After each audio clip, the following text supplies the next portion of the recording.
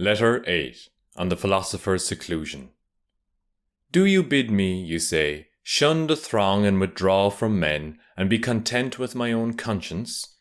Where are the counsels of your school, which order a man to die in the midst of active work? As to the course which I seem to you to be urging on you now and then, my object in shutting myself up and locking the door is to be able to help a greater number. I never spend a day in idleness. I appropriate even a part of the night for study. I do not allow time for sleep, but yield to it when I must, and when my eyes are wearied with waking and ready to fall shut, I keep them at their task.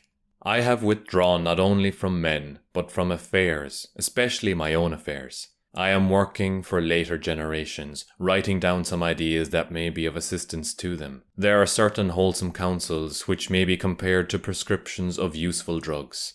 These I am putting into writing, for I have found them helpful in ministering my own sores, which, if not wholly cured, have at any rate ceased to spread. I point other men to the right path, which I have found late in life when wearied with wandering.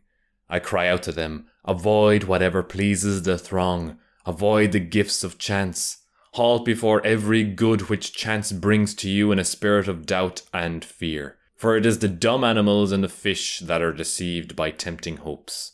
Do you call these things the gifts of fortune? They are snares, and any man among you who wishes to live a life of safety will avoid, to the utmost of his power, these limed twigs of her favour, by which we mortals, most wretched in these respect, also are deceived.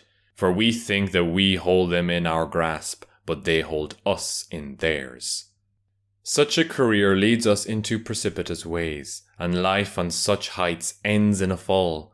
Moreover, we cannot even stand up against prosperity when she begins to drive us to leeward.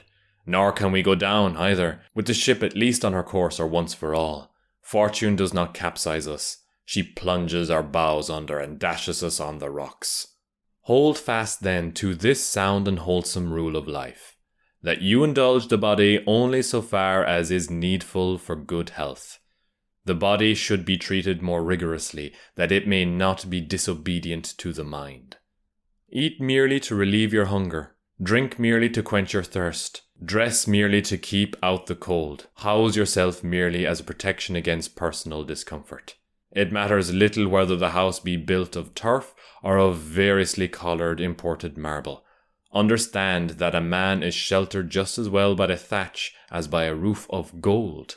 Despise everything that useless toil creates as an ornament and an object of beauty, and reflect that nothing except the soul is worthy of wonder, for to the soul, if it be great, naught is great. When I commune in such terms with myself and with future generations, do you not think that I am doing more good than when I appear as counsel in court, or stamp my seal upon a will, or lend my assistance in the Senate by word or action to the candidate? Believe me, those who seem to be busied with nothing are busied with the greater tasks. They are dealing at the same time with things mortal and things immortal. But I must stop and pay my customary contribution to balance this letter. The payment shall not be made from my own property, for I am still conning Epicurus. I read today in his words the following sentence: if you would enjoy real freedom, you must be the slave of philosophy. The man who submits and surrenders himself to her is not kept waiting. He is emancipated on the spot, for the very service of philosophy is freedom. It is likely that you will ask me why I quote so many of Epicurus's noble words instead of words taken from our own school. But is there any reason why you should regard them as sayings of Epicurus and not common property? How many poets give forth ideas that have been uttered, or may be uttered, by philosophers?